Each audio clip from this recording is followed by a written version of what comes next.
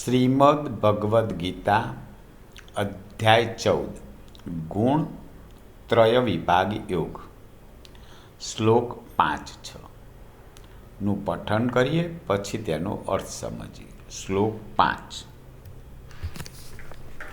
સત્વં રજસ્તમ ઇતિ ગુણઃ પ્રકૃતિ સંભવઃ નિબંધન્તિ મહાબાહો દેહે દેહિનમવ્યયમ. અર્થાત, હે મહાબાહો, સત્વગુણ, રજોગુણ તેમજ તમોગુણ પ્રકૃતિમાંથી ઉદ્ભવેલા આ ત્રણેય ગુણો અવિનાશી જીવાત્માને શરીરમાં બાંધે છે.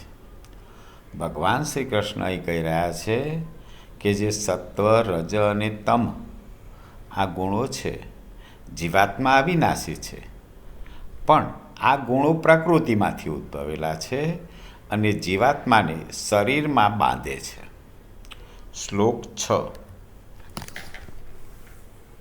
તત્ર સત્વં નિર્મલત્વાत् પ્રકાશકમનામયં સુખ સંગેન બંધનાતિ જ્ઞાન સંગેન ચાનગ.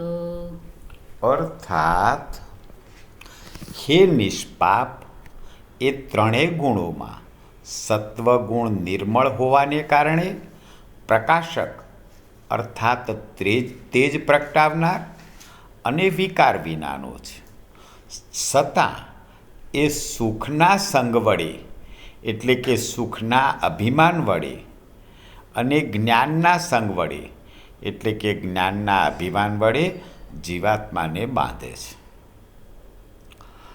તો અહીં ભગવાન કહી રહ્યા છે કે ત્રણેય ગુણોમાં સત્વગુણ છે, નિર્મળ છે અને પ્રકાશ પ્રગટાવનાર છે, વિકાર વિનાનો છે, પણ એ સત્વગુણ એ સુખના સંગમાં જોડાય છે એટલે સુખનું અભિમાન આવે છે, અને જ્ઞાનના સંગમાં જોડાય છે એટલે જ્ઞાનનું અભિમાન આવે છે, અને આમ સુખ અને જ્ઞાનના અભિમાનના કારણે એ પાછો જીવાત્માને બાંધે છે.